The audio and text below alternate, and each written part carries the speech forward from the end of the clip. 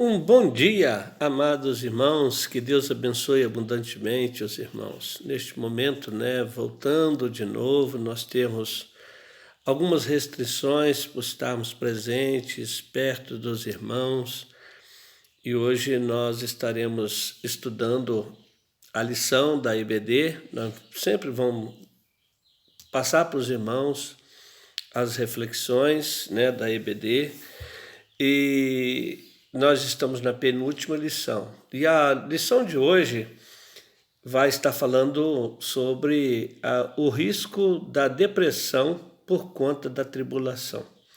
O nosso texto básico está em 2 Coríntios, capítulo 4, versículo 8. Em tudo somos atribulados, mas não angustiados, perplexos, mas não desanimados. O que podemos ver nessa lição, que é a penúltima, nós falamos aí uma série de mensagens, de lições sobre depressão, sobre ansiedade. O que tem mais matado as pessoas é exatamente isso mesmo, A ansiedade é a busca por algo que ainda não aconteceu, é a espera precipitada de alguma coisa que ainda não vai acontecer, que ainda nem aconteceu, a pessoa já está preocupada, Hoje, conversando com um moço ali na estrada, aqui perto de casa, e ele está lá. Como é que nós vamos arrumar para colher o café? Eu falei, mas por que o senhor está preocupado? Ele disse, essa chuvaiada, eu falei, mas o senhor vai começar a colher café só daqui 20 dias ou só daqui 30 dias?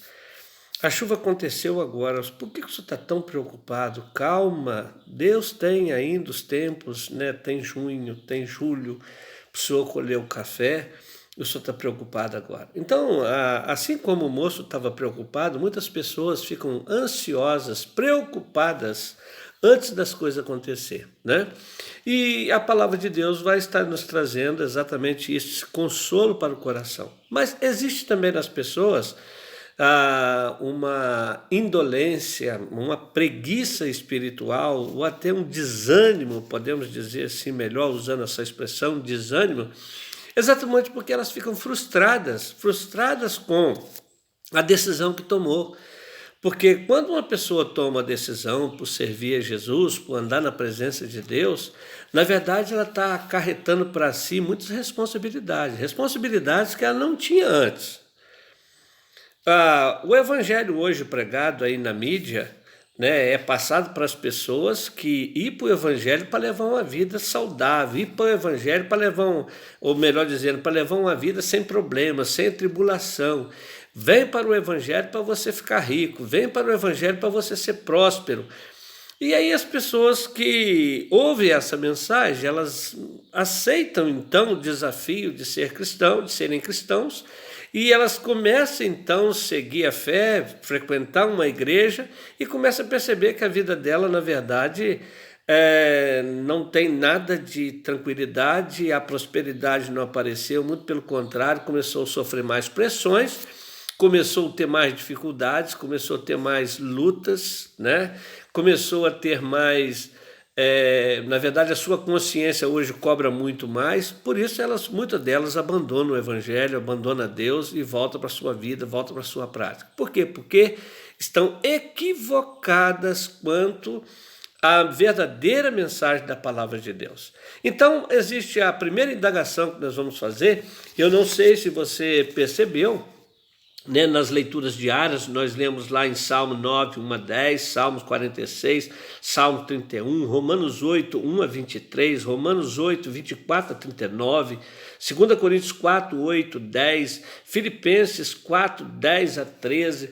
Então são textos que vai apresentar o seguinte: a tribulação a todo momento, o sofrimento a todo momento, aliás, para os cristãos até mais.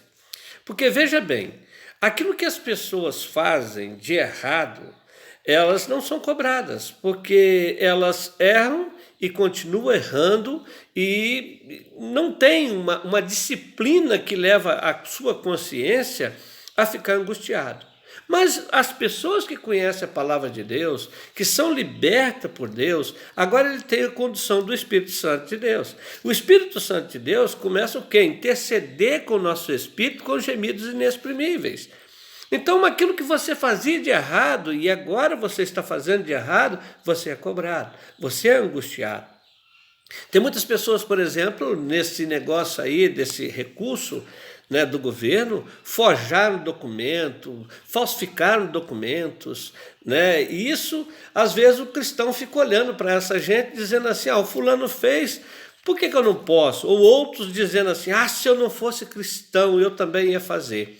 Cara, por que você não faz? Eu tenho plena certeza que você vai receber o seu salário. Eu tenho plena certeza que você vai receber a sua recompensa. Eu tenho plena certeza que você vai ser cobrado por Deus. E você, em vez de viver a vida abundante que Deus prometeu, você vai viver uma vida angustiada, uma vida de depressão, uma vida de perseguição. E você vai começar a pagar. Pagar pelos seus erros, porque o pecado traz consequências drásticas. Então, o que a palavra de Deus nos chama a atenção é que nós não podemos de jeito nenhum ter inveja daquilo que o ímpio faz. Aquilo que o ímpio faz, ele não é cobrado agora, vai ser cobrado depois, a conta vai chegar para ele, e quando a conta chega, ele não consegue detectar de que foi o seu erro que fez com que ele estivesse vivendo a situação que está vivendo. Mas quando o cristão faz isso, ele começa a sofrer na pele, ele começa a sofrer na sua vida, ele começa a perceber que ele abriu a porta para o devorador entrar na sua casa, abriu as portas para que o diabo estivesse administrando na sua vida. Então é algo que nós precisamos, e nós temos essa responsabilidade maior. Então a pergunta é essa, o risco da depressão por conta das tribulações. O cristão tem tribulação? Tem sim. Quero afirmar para você que o próprio Jesus mencionou, no mundo tereis aflições, mas eu venci. Agora, a questão é, sofrer tribulações com Cristo e sofrer tribulações sem Cristo. Aí sim, sem Cristo é morte e condenação eterna. Com Cristo é conforto, consolo, ajuda para atravessar o mar de angústia, as depressões, as lutas e as vitórias virão. Nós estaremos somando na nossa conta espiritual coisas fantásticas que no futuro, hoje a gente não sabe, como diz lá em Jeremias, né? Clama a mim, responder-te-ei coisas grandes e firmes que ainda não sabe. A diferença é essa. A diferença é que o ímpio, ele vai errar, vai pecar e vai estar com a sua consciência tranquila.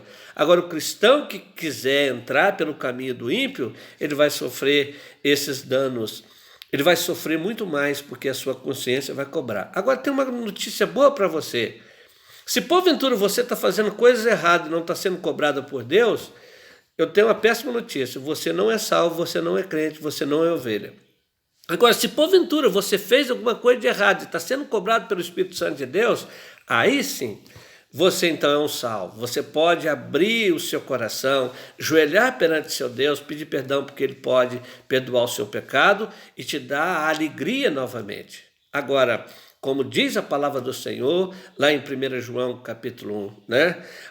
Se confessar os vossos pecados, Ele é fiel e justo para perdoar os vossos pecados e o sangue de Jesus, seu Filho, vos purifica de toda injustiça. Deus pode fazer isso por você. Deus pode fazer isso por nós. Deus pode fazer isso para nós. O risco da depressão por conta das tribulações. Bom, tem muitas pessoas que procuram tribulação com suas próprias mãos, com a sua própria cabeça. Poderia evitar de muitas tribulações, mas gosta de entrar no furacão. Aí paga a consequência. Todavia, o cristão verdadeiro, ele não vai perder a salvação, mas ele vai pagar um salário alto, que não precisava de passar por isso, por causa da sua desobediência.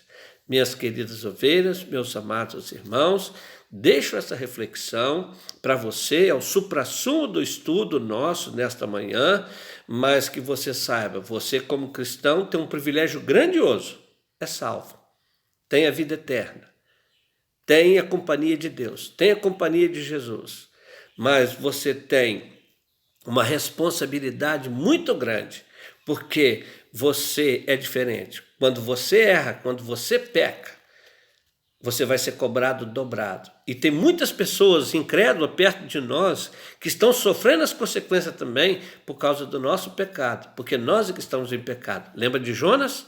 Jonas estava naquele navio, ele estava em pecado, estava desobedecendo a Deus, e toda a tripulação, um prejuízo foi enorme, aquelas pessoas sofreram muito. Enquanto Jonas não foi jogado dentro do mar, aquelas pessoas não tiveram refrigério. Assim acontece conosco.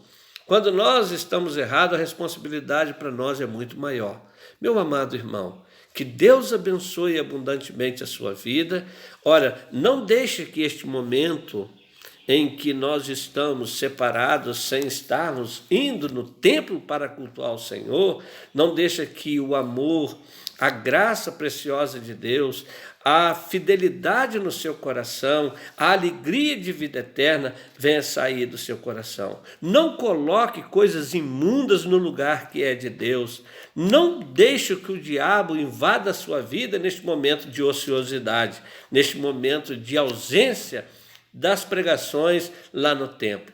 Procure estar se informando, aonde a igreja estará reunida em pequenos grupos para você estar orando. Mas ainda que seja grupo de 5, grupo de 3, grupo de 4, você deve estar fazendo assim para cultivar a sua fé. E nos compromissos seu com Deus, aquilo que você diz que ia honrar o Senhor, você deve estar honrando o Senhor, porque Deus conhece o seu coração e Ele quer muito abençoar você. Que Deus te abençoe abundantemente a sua vida.